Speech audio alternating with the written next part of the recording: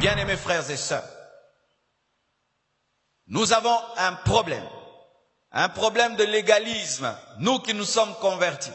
D'ailleurs même, c'est vrai, nous sommes convertis nés de nouveau, mais nous avons des défauts. Mais il faut voir comment nous jugeons les païens et nous les traitons comme des sales et des impurs, oubliant que nous-mêmes nous étions impurs et que même nous avons toujours des impuretés. Vous êtes dans une université. Quand c'est la récréation, les chrétiens entre eux, partageant des versets bibliques. Vous êtes inutiles.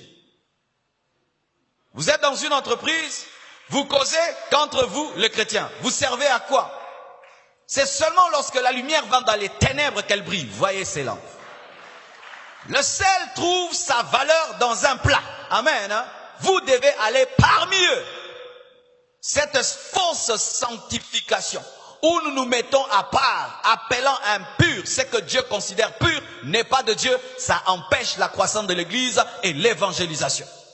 Dans la maison de Corneille, un païen, l'onction a fonctionné, vrai ou faux? Dans la maison d'un païen, pas dans la synagogue, le Saint-Esprit est descendu. Pour démontrer quoi? Que Dieu accompagne ceux qui marchent avec lui.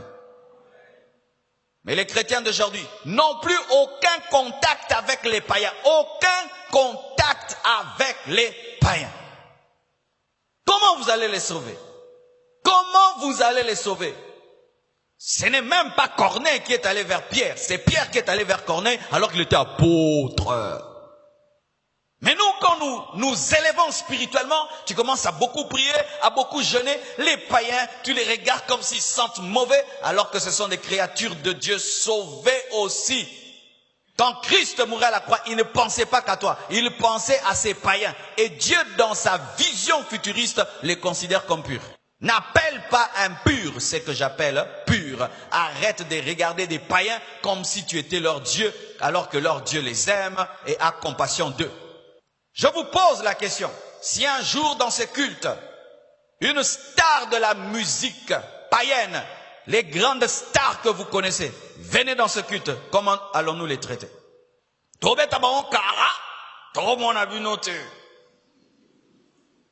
Oui, c'est ce que les chrétiens font. C'est ce que les chrétiens font. Aucune politique pour sauver, une stratégie pour sauver les âmes.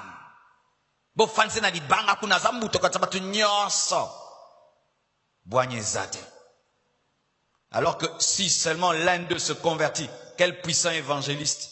Il peut remplir des stades rien que par son témoignage et plein de gens se convertissent. Mais lorsque ces païens viennent, on dit on est attaqué par Satan au lieu de voir l'opportunité de sauver une âme.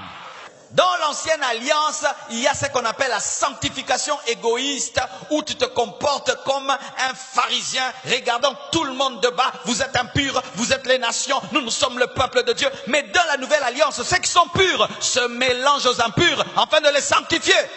La parole s'est faite chair, la lumière est venue dans les ténèbres. C'est ça l'évangile. Quand quelqu'un vit dans le péché, tu ne peux même pas le saluer. Tu ne peux même pas le saluer. Il ne peut même pas entrer dans ta maison. Oh, ma maison est sanctifiée. Personne de païen n'entre ici.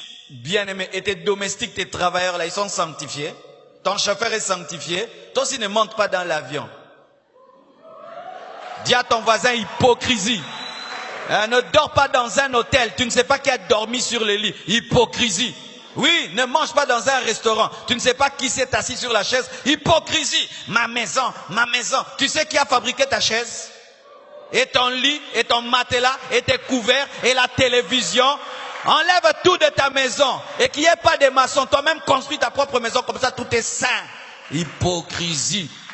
Ce sont des gens qui servent Dieu, mais qui n'ont que la loi dans la tête, mais qui n'ont pas l'amour dans le cœur. Je vous assure, mes frères et sœurs, notre orgueil spirituel est en train de détruire l'évangélisation.